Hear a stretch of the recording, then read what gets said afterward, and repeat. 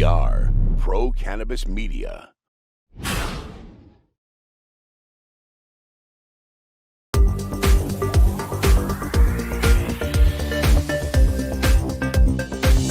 Hi, everyone. Welcome to another edition of In the Weeds with Jimmy Young, our regular weekly podcast here at Pro Cannabis Media. And every single time I meet somebody that is well known in the industry, they usually hail from the left coast, the West Coast. And that is certainly true with our guest today, Jared Mirsky. He is from the West Coast, and he's also the CEO and founder of Wick and Mortar. He is one of the most respected marketing professionals in the business. That's a pretty accurate statement, isn't it, Jared? I won't say that, but I'll let you. Thank you. I appreciate that. No problem. So how challenging is it to market into an industry where, I don't know, for 80 years, everybody's been telling you it's an evil product? It's not easy, is it? Well, first of all, I haven't been around for 80 years, so I don't know what it was quite like back then, but I can only speculate based on the stories I've heard from people I've, had on my podcast, Rebranding Cannabis. Right. And, but what I can say is, having been in the industry for nearly 13 years now, I've learned a lot. When I started, cannabis companies, weren't really companies. They were really living in what some call the black market and others call the legacy market.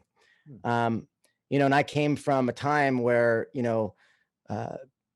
dispensaries were really calling themselves all the same thing. And so, having had a design background, having built an agency when I was 19, and that was called Mirsky Media, and I was working with small to medium-sized businesses, I recognized that there was an opportunity because I, live in Seattle, and Washington was one of the first states to go medical and recreational. I had an advantage as it relates to the exposure I had. So when I went into these dispensaries, I quickly realized that they all looked the same and that there wasn't really anything differentiating them from one another.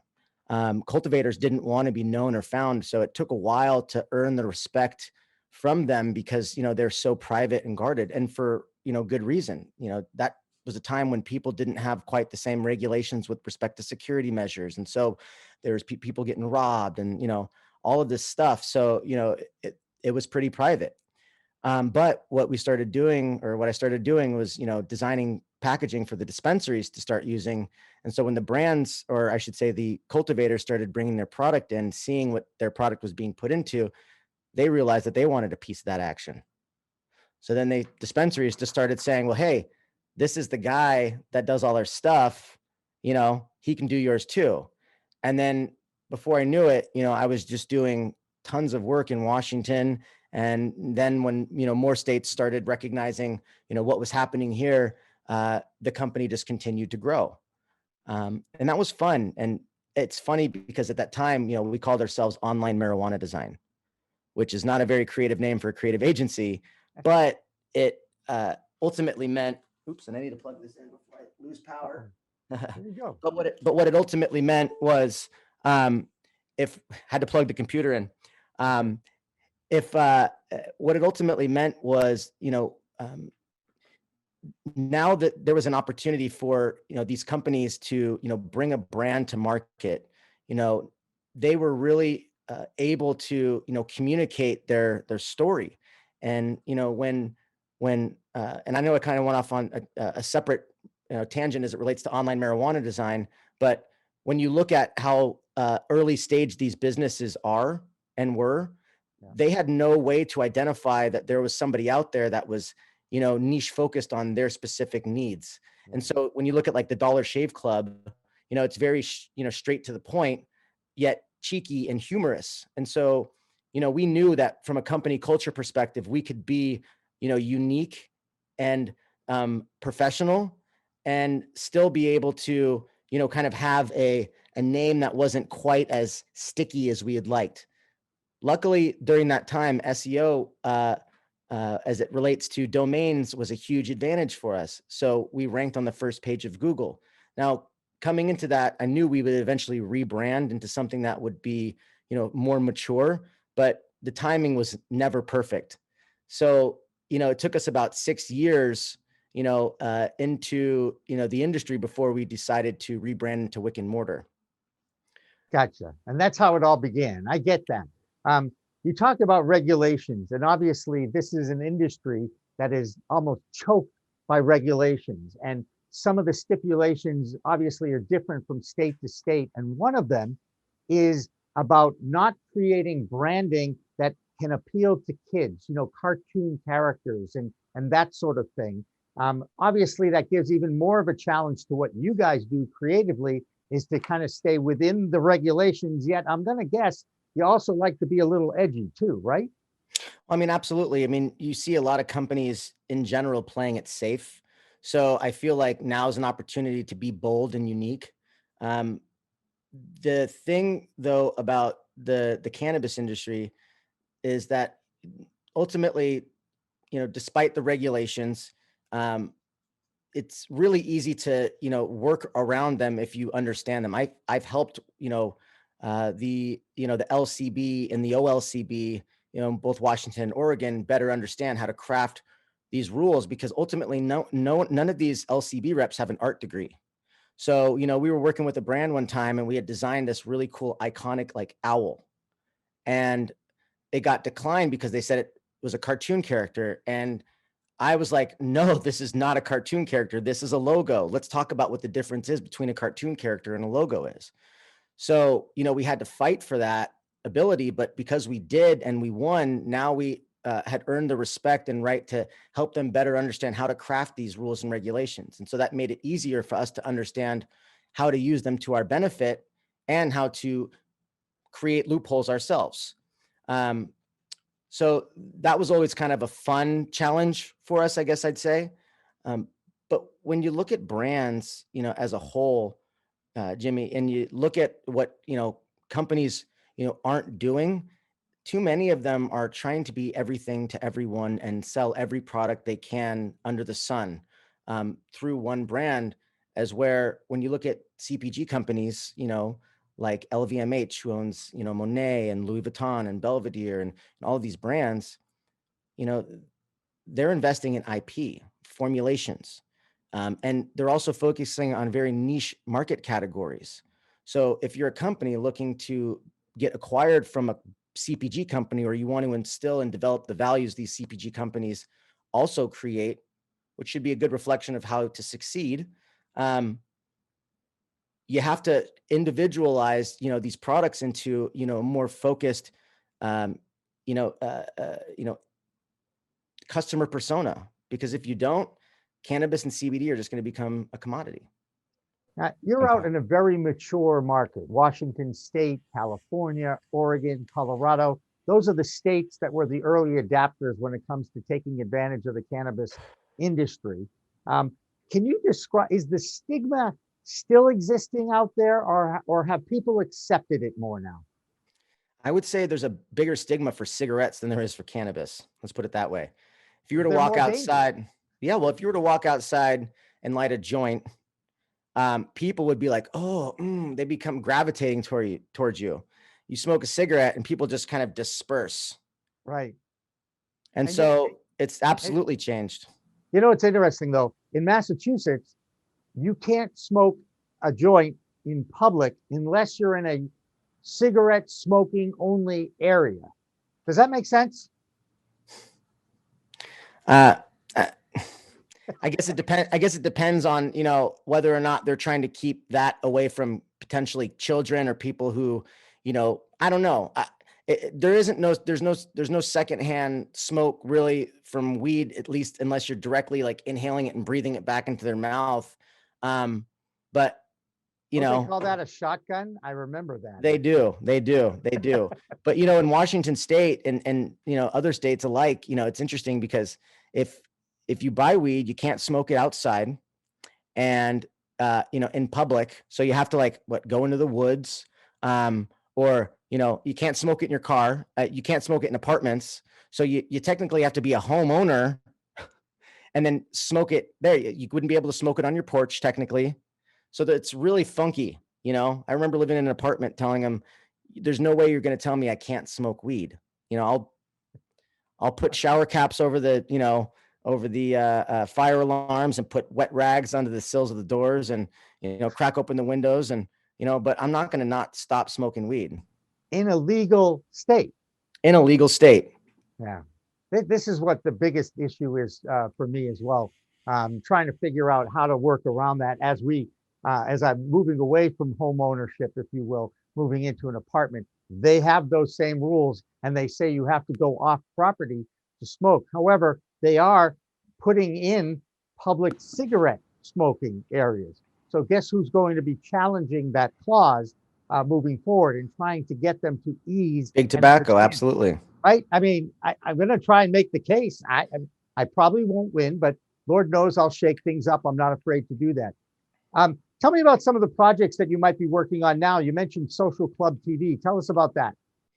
Yeah, so Social Club TV is just a partnership, and I'm also an advisor of both Ronin Content, which is the production house founded by Josh Otten, formerly partner Prohibited. Right. Yep. And then he started an OTT platform called Social Club TV, which we did the rebrand for.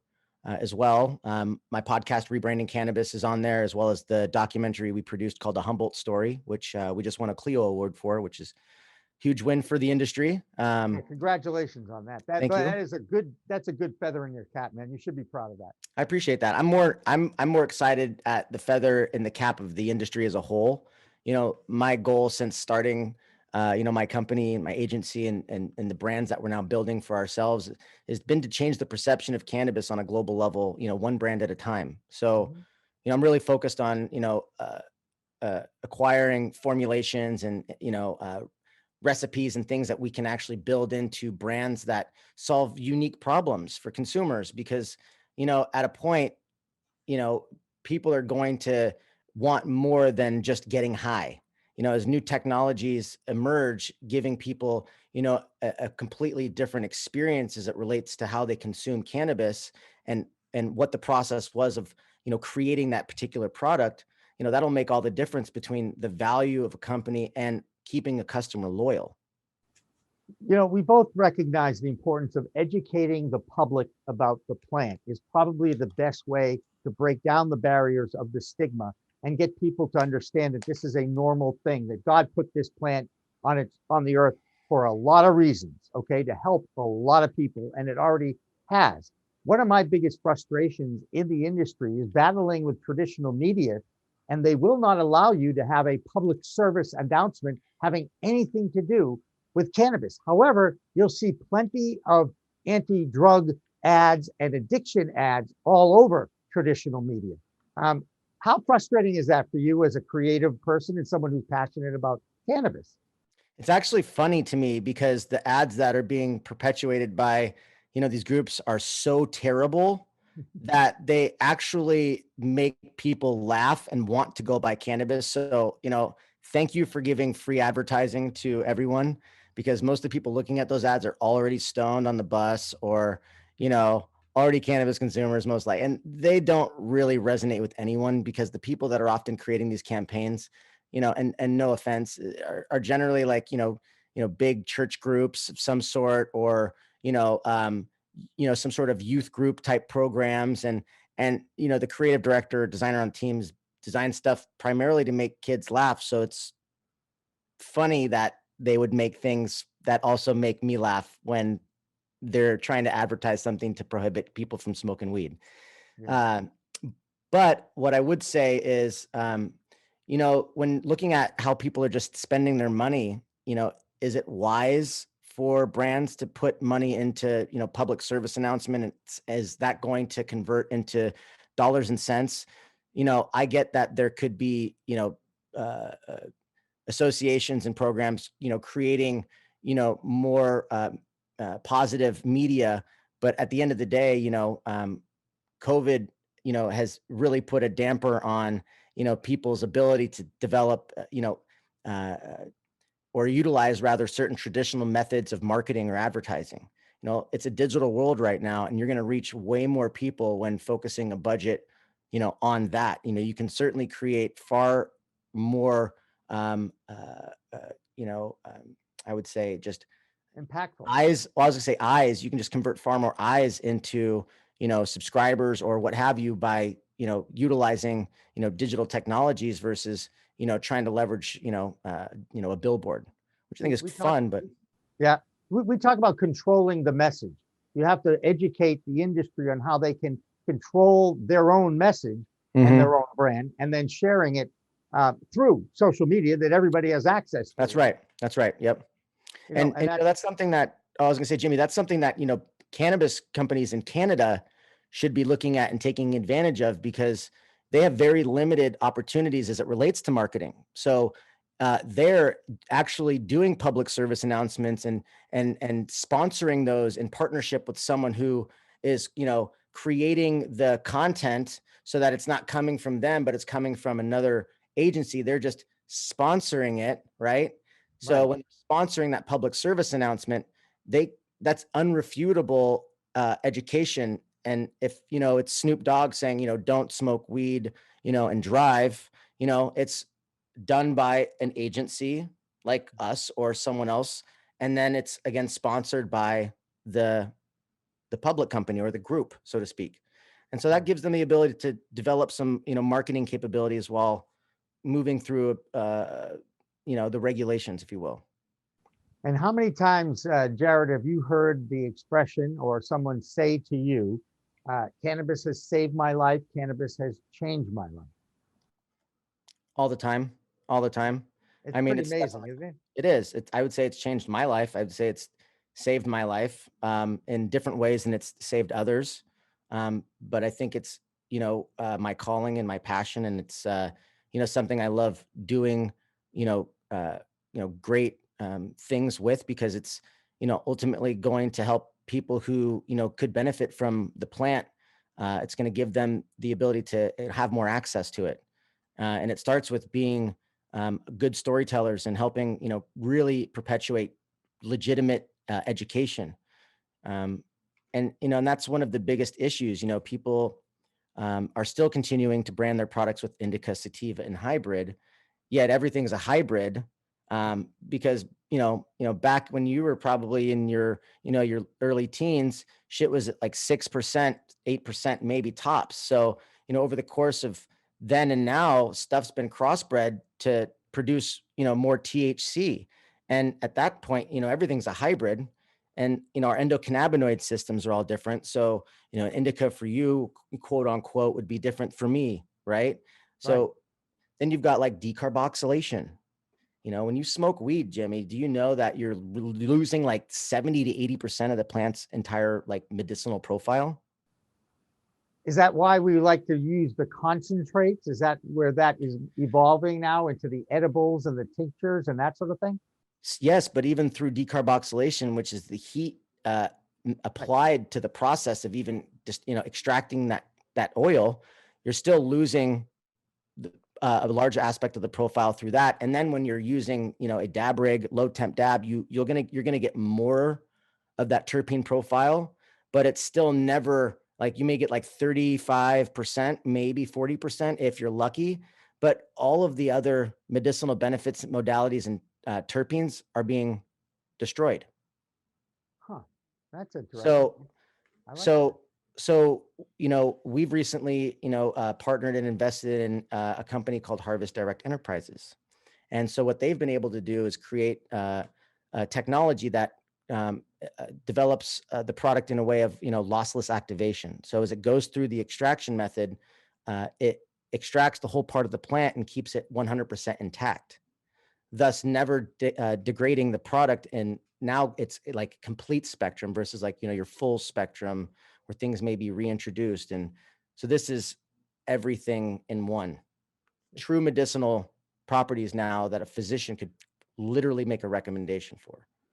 Yeah. Well, we all know that eventually this might happen. I want to ask you a little bit more about the big marijuana companies out there. Those MSOs, those multi-state operators are becoming almost villainous inside the industry because a lot of people feel that they're going to price out the local entrepreneur or the social equity applicants. And are you fearful of that?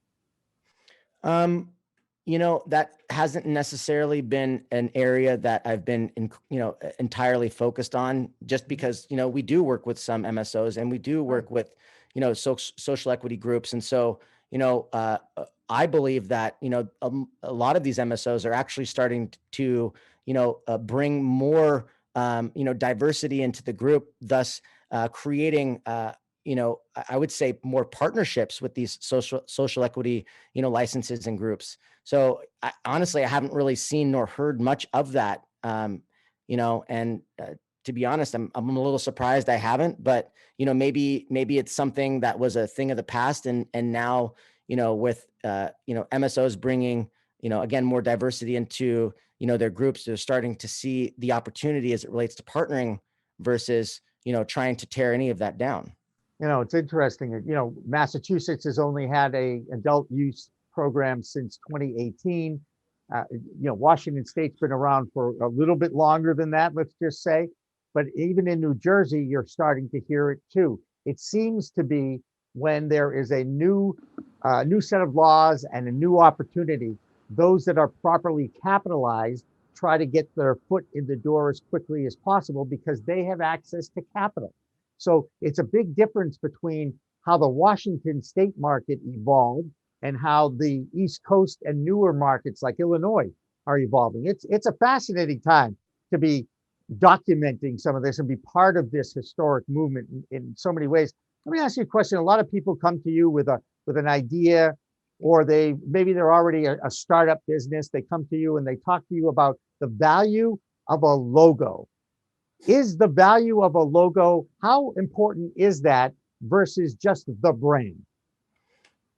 Well, the logo is not obviously the brand. It is, a communication tool. For all of those of you who are listening who, generally look at, a brand identity as, your brand. It is just the identity of your brand. The brand is the promise that you make to your customer. And, when looking at, a logo, you have to understand, how does it interact with the world today? And, if you have intentions of creating, illustrious, advertisements with, high resolution photos and blasts of color, well, then maybe you don't want your logo to be so complex that it gets lost in, all of the communication pieces you're trying to share. There's a variety of styles. Many take and, look at, less is more in most cases, Right. and that's how things become a bit more timeless and iconic, versus dated. And I tend to gravitate towards, building out our own font types, specifically, or, our typefaces for logos, because again, it gives us the ability to give our clients something that they can, trademark. We want to make sure that, companies who are, coming to market, who are looking at building out an identity for their brand, understand that, you can't go to Shutterstock and pull an icon or a logo off there, change the typeface to your own thing and then call it a day. That doesn't work like that. You can't do that. And if you look at the rules, they'll tell you that you can't do that too, which is weird because why would you sell logos if you can't use them as, your own proprietary stuff? But nonetheless, you just have to be mindful of those things, because if you're trying to, build a company to sell one day, well, you may be building a brand that is, for all intents and purposes, set to fail before you've even started, because you don't even realize that you're violating, other people's IP. So, you may get big, then get sued. That's not going to be good, because then you're going to have to either buy them out or you're going to have to completely rebrand, which is going to be way more expensive down the road. And we do a lot of rebrands, I can tell you that much right now. I bet. What's the biggest mistake companies make when they go to market and want to push out their story to the public? What's the biggest mistake most people do when they start up a business like that? The biggest mistake is generally they try to emulate or echo another brand they saw without really putting much creative insight into, what it is that they're launching and why they're launching it. I get that, it makes sense to look at another brand and go, oh, well, they're not in my state yet. I could just do what they're doing and then dominate my category here before they do. Sure. That might make sense if, brands now didn't and become more aware of the fact that they could now license their brands through contract manufacturing deals in other states much faster than by way of setting up these facilities. Again, when you look at the acquisition Kellogg made when they purchased RX Bar for 600 million, RX Bar didn't own the facility they manufactured their products in. So why were they purchased for $600 million? Well, because they owned the IP behind their formulations. They had a great brand and they had good distribution.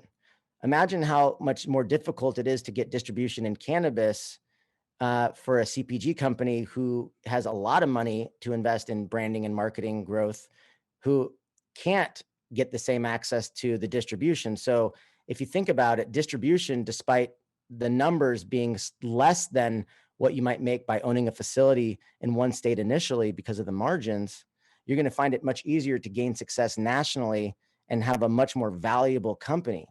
And over time, you'll be making way more money than you will be with that, because then you'll command a much larger audience. You'll be able to launch more products. You'll be able to have more of these relationships. And that's where the big play is at. Do you believe, there obviously exists a cannabis culture. I mentioned the four states, the Colorados, the Washington, Oregon, and California. The East Coast is still starting right now. I mean, like I said, Massachusetts, first East Coast state, only been around for about 2.5 years. There's over 100 dispensaries now in the state, and they are still putting out licenses on a somewhat regular basis for a change. What's the emerging market? Can you describe what you think is the emerging market for cannabis, and is it tied to the wellness industry? Well, because some states we're talking about are still medicinal and others are, recreational, I think that there is a huge need for maturity in, these new states. And what's weird is, being over here, I'm going to Michigan on Thursday to go meet with some clients. And we've got clients in Massachusetts and Maryland and DC. And so, when I go over there, it's, before some of those states were even, medical, let alone recreational, the black market or legacy market, I suppose, whatever you want to call it, in the states that are still not legal or medical is really interesting, because it's like a higher level of what it was when I started in Washington 12 years ago. It's like an advanced space of the black market, right? Or the legacy market, or however, whatever you might want to call it. Legacy market's not taking debit cards yet, though, are they? Yeah, no, they are not. No. Venmo, maybe Cash App or something. I don't know. I get people trying to sell me weed through my Instagram all the time. I'm like, no, dude, I'm good, bro. I got my own stash. It's great. It's funny, but got to support the hustle. You got start somewhere, right? That's right. But at the end of the day, it's going to be interesting what happens, when federal legalization occurs, and these larger manufacturing facilities are now able to distribute across borders. What is going to be the biggest differentiating value proposition smaller brands have in the market if their products are being commoditized, right? So, people at the end of the day, if they can get the same quality and pay less for it, they probably will. That is just the way the world works, unfortunately. Well, isn't that supply and demand and capitalism and all that? I mean, it is, but I think then this should be a key, for everyone listening, this should be a key indicator that, if again, looking at RX Bar, they own the intellectual property of their formulation.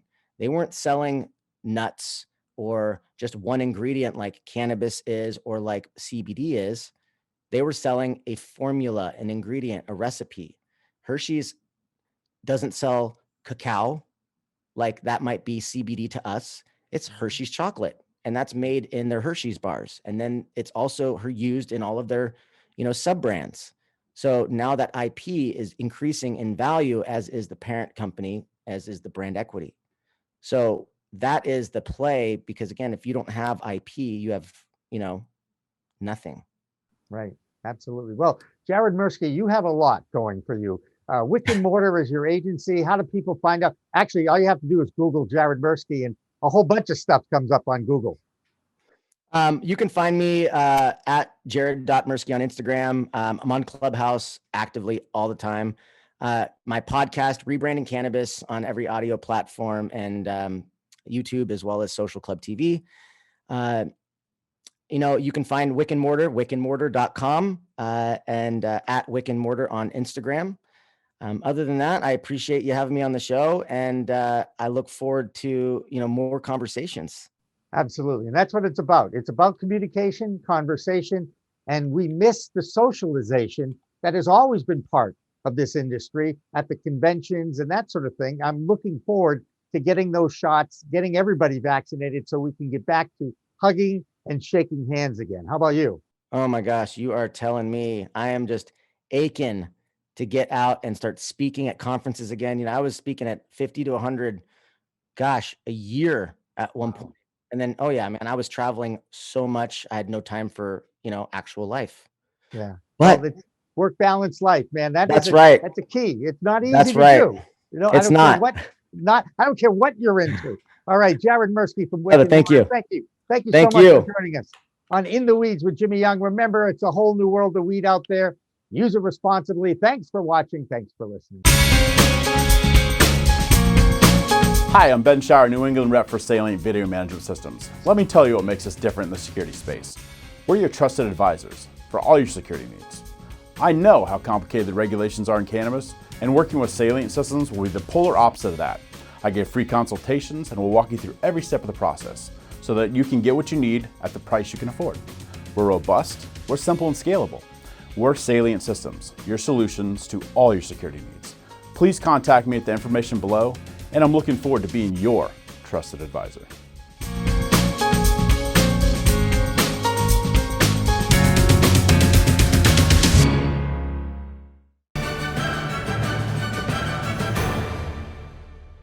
Weed Talk and In the Weeds are two productions of Pro Cannabis Media supported by Revolutionary Clinics, one of the top medical cannabis dispensaries in the Massachusetts area, now with 3 locations in Greater Boston, 2 in Cambridge and 1 on Broadway in Somerville. Rev Clinics has a patient-first mission. They will customize your needs as a medical patient with the proper titration and combination of strains, flavors, and products. Rev Clinics, where the patient comes first. Pro Cannabis Media programming is available live and on demand on our Facebook page at Pro Canna Media, on Instagram at Pro Cannabis Media, on LinkedIn also at Pro Cannabis Media, on YouTube and YouTube Live on Pro Cannabis Media, Twitter at Pro Canna Media, and on twitch.tv/Pro Cannabis Media. So like, share, and subscribe to all of our content, newsletters, and shows live or on demand. We are Pro Cannabis Media.